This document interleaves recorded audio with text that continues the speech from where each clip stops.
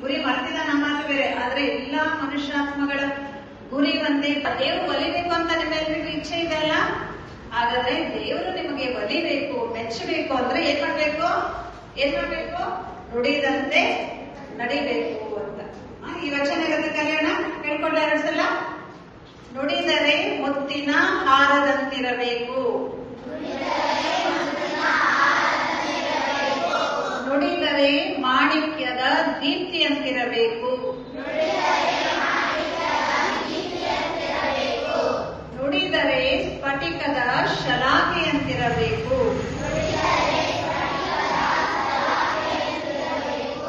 ನುಡಿದರೆ ಲಿಂಗ ಮೆಚ್ಚಿ ಅಹುದೆನಬೇಕು,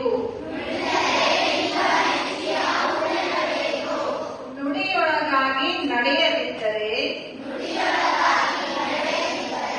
ಕೂಡಲ ಸಂಗಮ ದೇವರೆಂತೊಲಿವನಯ್ಯ. ಯೂಸ್ ಮಾಡ್ಬೇಕು ಅಂತ ಕೂಡ ಹೇಳ್ಕೊಡ್ತೀನಿ. First start from the posterior side, ಅಂದ್ರೆ ಹಿಂದೆ ಕಡೆಯಿಂದ ಬರಬೇಕು. ಹಿಂದೆ ಈ ಬ್ರಷ್ ನ ಈಗ ಇಟ್ಕೊಂಡ್ಬಿಟ್ಟು ಈ ತರ, ಓಕೆ ನೋಡಿ, ಎಲ್ಲರೂ ಈ ತರ ಇಟ್ಕೊಂಡ್ಬಿಟ್ಟು ಎಲ್ಲರೂ ಈ ತರ ಮಾಡಿ, ಎಲ್ಲರೂ ಏನ್ ಮಾಡ್ತಾರೆ ಗೊತ್ತಾ? ಈ ಹಿಂದೆ ಮುಂದೆ ಈ ತರನೇ ಸರಿಸ್ತೀರಾ, ಹೌದಾ? ಈ ತರನೇ ಉಚ್ಚಾಡೋದು. ಅದಕ್ಕೆ ಹೆಂಗಾಗುತ್ತೆ ಅಂದ್ರೆ ಅದನ್ನ ನಾವೇ ಹಲ್ಲಿಗೆ ಪಾಲಿಶ್ ಮಾಡ್ದಂಗೆ ಆಗುತ್ತೆ. ಅಲ್ಲೇ ಕೂಡ್ರಪ್ಪ ನೀವೆಲ್ಲ ಕೀಟಾಣುಗಳು ಅಂತಂದು ಆಗುತ್ತೆ. ಬಟ್ ಆ ತರ ಅಲ್ಲ. ಈಗ ಈ ತರ ಇಟ್ಕೊಂಡು 45 ಡಿಗ್ರಿ ಸ್ವಲ್ಪ ಇಟ್ಕೊಂಡು ಈ ತರ ಮಾಡಿ ಈ ತರ ಕೆಳಗೆ ಸರಿಸ್ಬೇಕು. ನಾವು ಒಸಡಿನಲ್ಲಿ ಸಿಗಿಸ್ಬಾರ್ದು ಯಾವುದೇ ಆಗಲಿ. ಓಕೆ, ಫಸ್ಟ್ ಈ ತರ ಮಾಡಿ ಫಸ್ಟ್ ಕೆಳಗೆ ಸರಿಸ್ಬೇಕು. 2 to 3 ಮೋಷನ್ಸ್ ಕೆಳಗೆ ಸರಿಸೋದು ಅಂದ್ರೆ ಸ್ವೀಪಿಂಗ್ ಅಂತ ಏನೇ ಇದ್ರು ಸ್ವೀಪಿಂಗ್ ಮೋಷನ್ ಅಂತ ಹೇಳ್ತಾರೆ. ನೆಕ್ಸ್ಟ್ ಸೇಮ್ ಫುಲ್ ಒಂದ್ ಮೇಲಿಂದ ಕೆಳಗೆ ಇದೇ ತರ ಮಾಡಬೇಕು. ಮತ್ ಕೆಳಗಿನ ಬಂದ ತಕ್ಷಣ ನೋಡಿ ಎಲ್ಲರಿಗೂ ಯಾವ ತರ ಇರುತ್ತೆ ಅಂತ, ಇದೇ ಹಲ್ಲು. ಈಗ ಅದೇ ಕೆಳಗಿನ ಬಂದ ತಕ್ಷಣ ಹೆಂಗ್ ಮಾಡೋದು ಅಂತ ಅಂದ್ರೆ ಕೆಳಗ್ ಸ್ಟಾರ್ಟ್, ಕೆಳಗೆ ಇಟ್ಕೋಬೇಕು ಈ ತರ ನೋಡಿ. ಎಲ್ಲರೂ ಕೆಳಗೆ 3 ಸತಿ ಮಾಡಿ ಮೇಲಿಗೆ ಅನ್ನೋದು, ಅಂದ್ರೆ ಮೇಲೆದ್ದು ಕೆಳಗೆ ಮಾಡೋದು, ಕೆಳಗಿದ್ದು ಮೇಲೆ ಮಾಡೋದು, ಅಂದ್ರೆ ಒಟ್ಟು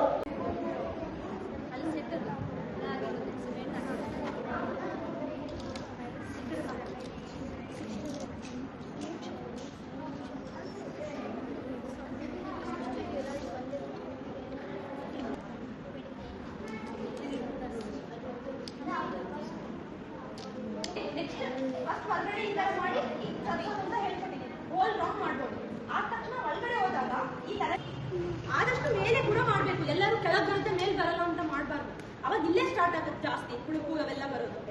ಈ ತರ ಮಾಡಿ ಹೊರಗೆ ಹಾಕೋದು.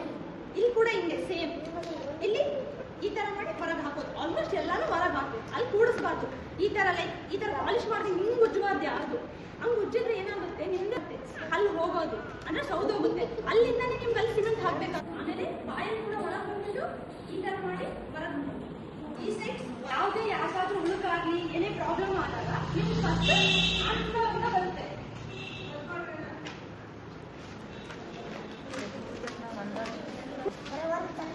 ಇನ್ನೊಂದು ಎಕ್ಸಿಡಿಂಗ್ ಮೌತ್ ವಾಶ್ ಅಂತ, ದುರ್ವಾಸನೆ ಎಲ್ಲಾದ್ರೂ ಇದ್ದಾಗ ಮೆಂಥಾಲ್ ಫ್ಲೇವರ್ ಅಂತ ಇರುತ್ತೆ.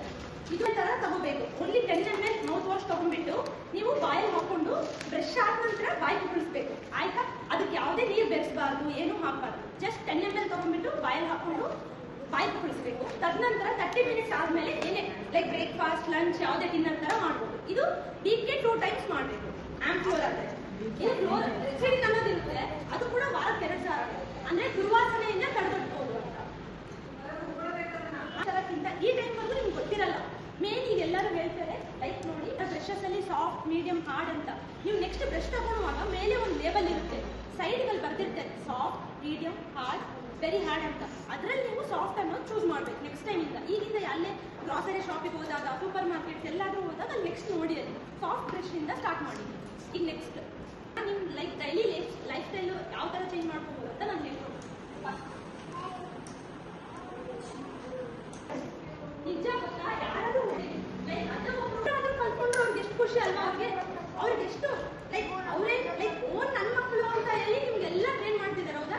ಅವ್ರಿಗಾಗಿ ನೀವು ಫಸ್ಟ್ ಮೆಡಿಟೇಷನ್ ಅಂತ ಸ್ಟಾರ್ಟ್ ಮಾಡೋದನ್ನ ಕೇಳಿ ಮಾಡ್ಬೇಕು. ಯಾರೇ ಆಗಲಿ, ತಂದೆ ಆಗಲಿ, ತಾಯಿ ಆಗಲಿ, ಯಾವುದೇ ಆಗಲಿ, ನೀವು ಫಸ್ಟ್ ಅವ್ರಿಗೆ ರೆಸ್ಪೆಕ್ಟ್ ಕೊಡೋದು ಫಸ್ಟ್ ಪ್ರಿನ್ಸಿಪಲ್ ಮೆಡಿಟೇಷನ್. ಅಟ್ಲೀಸ್ಟ್ ನನಗೆ ನನ್ನ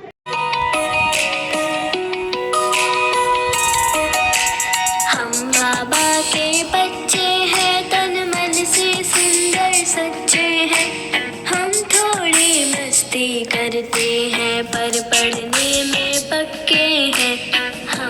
बाबा के बच्चे हैं, तन मन से सुंदर सच्चे हैं।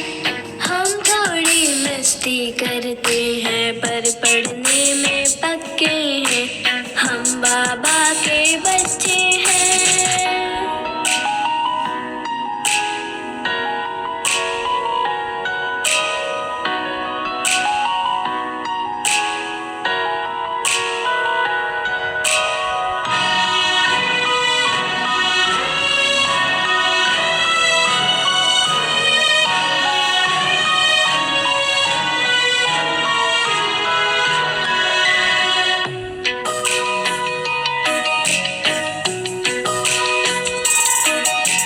रोज सवेरे उठकर हम बाबा से बातें करते हैं।